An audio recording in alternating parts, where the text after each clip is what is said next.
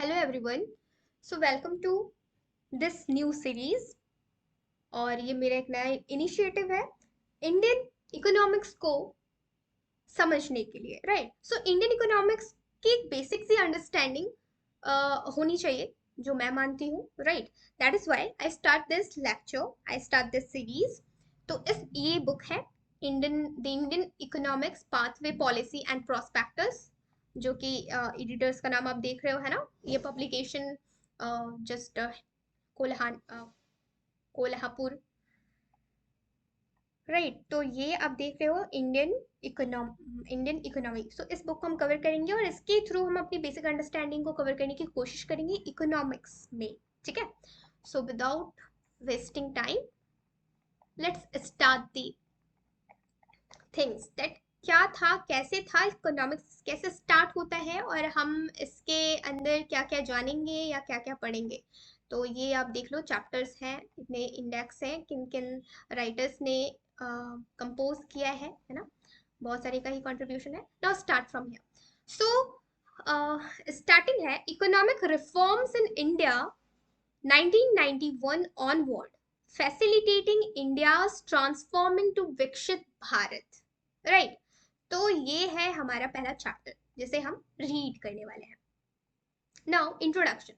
India is the fourth largest economy in the world with a GDP of about $4 trillion. So, factual data हमें मिल रहा है कि India is the fourth largest economy. But कब की बात हो रही है? सो आप पहले इस बुक का एडिशन देख लो, तो आपको एक क्लैरिटी मिल जाएगी कि हम किस बुक का एडिशन लेटेस्ट है या बहुत ओल्ड हम देख रहे हैं। सो आप देख रहे हो यहाँ पर सितंबर 2025। राइट, तो लेटेस्ट एडिशन ही है। 2026 में हम जस्ट कर रहे हैं, जून के टाइम में। तो ये जस्ट अभी से 6-8 महीने पहले की एडिशन है। राइट, तो अब ये दिमाग में थोड़ा जो कंफ्यूजन था वो क्लियर हो गया कि ये जो फैक्ट यहाँ लिखी हुई है वो अभी के लिए रेलेवेंट है या नहीं है। सो इट इज सही। ठीक है, so India today is the fourth largest economy, ठीक है, in the world with a GDP of about $4 trillion. Right, however it was not always in this position, it was not always in this position earlier. Okay, 30 years 34 years ago, in 1991, it faced a dire situation. Its foreign exchange reserve had hit rock bottom, and it has enough reserve only for 3 weeks, sorry 30 not, only for 3 weeks of imports.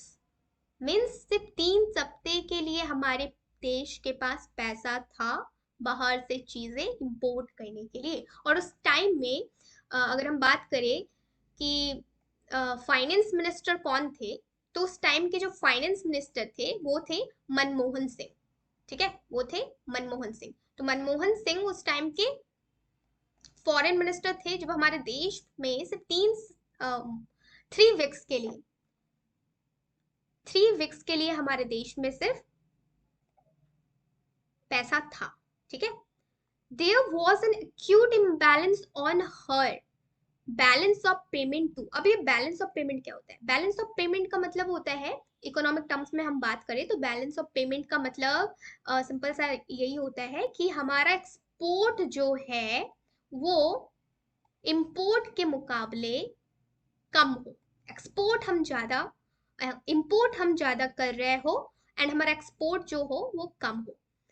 मतलब कि अगर हम import ज्यादा कर रहे हैं तो हमारे देश का जो रूपी है, राइट, हमारे देश का जो रूपी है वो आउटफ्लो होगा, मतलब फॉरेन कंट्रीज की तरफ उसका आउटफ्लो होगा, देश का पैसा बाहर जाएगा। राइट, ये सिंपल सी बात समझ रहे हो आप।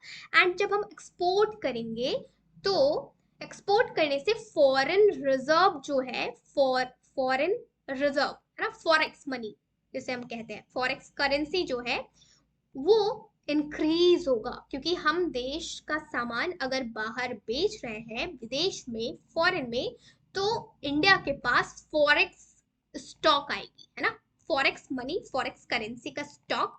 ज्यादा होगा, इंक्रीज होगा। लेकिन हम सामान अगर इंपोर्ट करें, खरीदे बाहर से, है ना, इंपोर्ट करें, खरीदे अगर बाहर से, तो हमारी करेंसी बाहर जाएगी, आउटफ्लो होगी, और आउटफ्लो होगी तो ये जो बैलेंस है ये बिगड़ेगा, मतलब इंपोर्ट ज्यादा, राइट, इंपोर्ट हम कर रहे हैं ज्यादा और एक्सपोर्ट जो हमारा हो रहा है वो हो रहा है कम। तो this create imbalance in the payment, in the balance of payment. Clear हुआ? Okay, now next one, next line है, the story of India's journey from that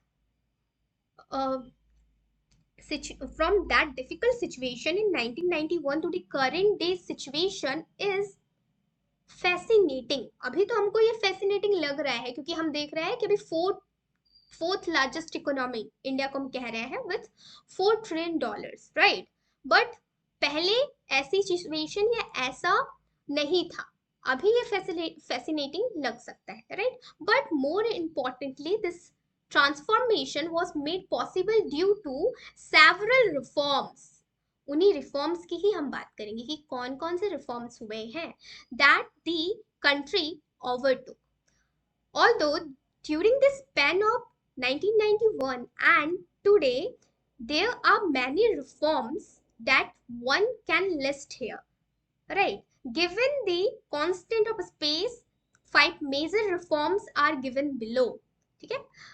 According to this author, these are seminal reforms which transform the way the Indian economy functions and deliver to the Indian people.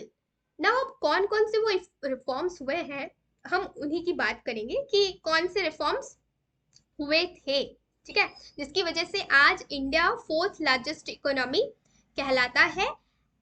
हम कह रहे हैं कि India is the largest, fourth largest economy in the world with 4 trillion dollars economy, right. So don't be, अगर आपको GDP का basic सा concept भी नहीं पता या फिर आप नहीं समझते हो तो डोंट वरी, हम ये सारे को कवर करेंगे हमारे नेक्स्ट वीडियो में एक एक करके, ठीक है। अभी आप एक ओवरव्यू समझो हमारे इंडिया का कि हम इकोनॉमिक टर्म्स में कहाँ थे, कहाँ है और कहाँ हम जा रहे हैं, ठीक है।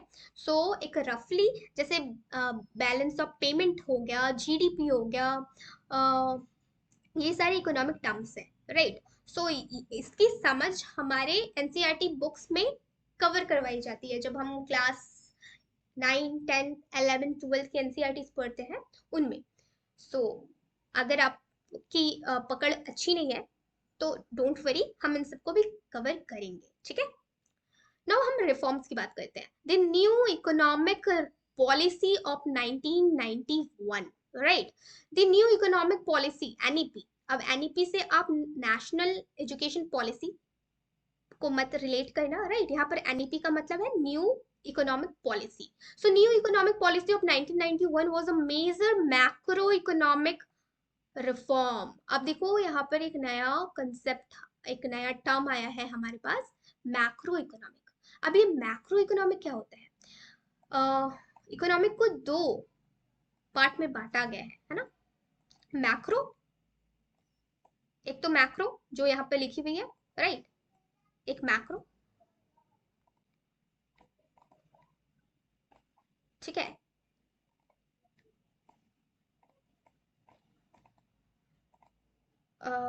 या सो एक है मैक्रो और दूसरा है माइक्रो।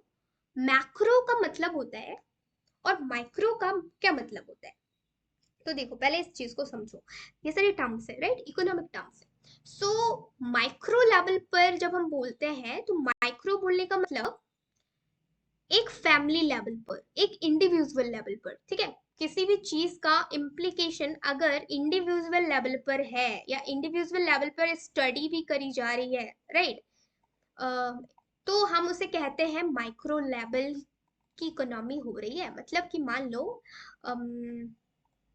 पालमपुर नाम का एक गांव है और उस गांव में, ठीक है, उस गांव में फार्मर्स खेती करते हैं, फार्मिंग करते हैं, ठीक है। अब फार्मिंग जो करते हैं उसमें 20 फार्मर्स इंक्लूड है, पूरे गांव में 20 फार्मर्स इंक्लूड है। गांव छोटा सा है इसलिए 20 फार्मर्स है, ठीक है। गांव बड़ा होगा तो और संख्या बढ़ेगी फार्मर्स की।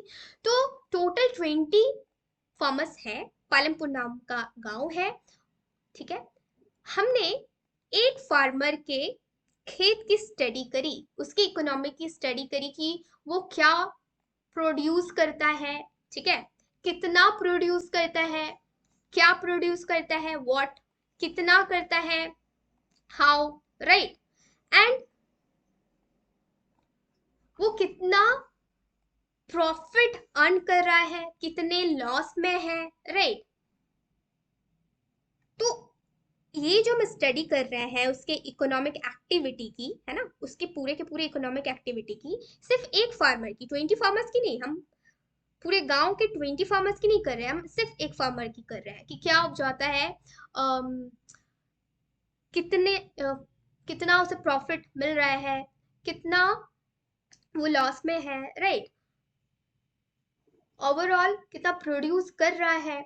सो एक फार्मर के स्टडी को, है ना, ये जो इकोनॉमिक स्टडी हो रही है हम एक फार्मर के ऊपर में कर रहे हैं, तो इस स्टडी को हम माइक्रो इकोनॉमिक्स कहेंगे। मतलब स्टडी इन अ इंडिविजुअल और अ स्मॉल ग्रुप और a small individual, right, individual पर या स्मॉल ग्रुप पर जब करी जाती है स्टडी तो उसको हम माइक्रो इकोनॉमिक कहते हैं, ठीक है। और मैक्रो इकोनॉमिक का मतलब होता है जब उस स्टडी को लार्जर रूप में करा जाए, जैसे 20 के 20 फार्मर्स के ऊपर में अब स्टडी करी जाएगी तो वो कहलाएगा कि हमने मैक्रो इकोनॉमिक्स करा, राइट। तो आई होप सो कि ये चीज आपको समझ में आई होगी जो मैंने समझाने की कोशिश करी, right. So now next is the new economic policy NEP of 1991 was a major macroeconomic reform cutting across sectors. It was necessitated by the precarious condition which the Indian economy was in prior to adopting it. The growth rate had fallen to, कितना fall हो चुका था growth rate उस time में, 3 weeks में 0.8%. Inflation had increased to 13.6%, right? Balance of payment deficit has been increased from 2,214 crore in 1980 to 81 to 17,667 crore, and foreign exchange reserves were critically low, right? Critically low, about $1.8 billion, just enough to cover 3 weeks of import. सिर्फ हमारे पास import के लिए 3 हफ्ते का पैसा बचा हुआ था, ठीक है, जो कि मैंने आपको बताया। फाइनेंस मिनिस्टर उस टाइम में हमारे देश के थे, कौन थे, डॉक्टर मनमोहन सिंह, ठीक है। और प्राइम फाइनेंस मिनिस्टर कौन थे उस टाइम के, तो ये आप मेरे को बताना कि उस टाइम के प्राइम मिनिस्टर, उस टाइम के पीएम कौन थे, राइट। ये आपका होमवर्क है कि आप मेरे को, अगर यहाँ तक मेरे साथ वीडियो में बने हुए हो तो प्लीज कमेंट करो कि उस टाइम में पीएम कौन थे देश के, ठीक है। Okay, so in rupee term, forex reserve had declined from 8,151 crore in 1968 to 67 to rupees 6,252 crore in 1989 to 90. Due to this, India applied to the IMF and World Bank for a loan. इस वजह से India ने IMF और world bank के पास loan apply किया, ठीक है। जब पैसा हमारे पास नहीं था तो हम क्या करेंगे, हमने जो वर्ल्ड लेवल पर इंस्टीट्यूट है उनसे हमने मदद मांगी, ठीक है। और फिर आगे क्या होता है, it is secured an IMF loan of $2.2 billion, इतने की हमने लोन मिली, हमने इतनी की लोन दी गई IMF से, हमने सिक्योर करी, ठीक है। But it had to pledge large quantity of gold 67 tons to secure this loan. इस लोन को सिक्योर करने के लिए हमने इतने ton large quantity of gold को गिरवी रखा आईएमएफ के पास, ठीक है, वर्ल्ड बैंक के पास। Further this loan came with confidently conditionally of stabilizing and structural adjustment। अब लोन तो मिला हमें 2.2 बिलियन करोड़ का, ठीक है, हमने लिया और उसके साथ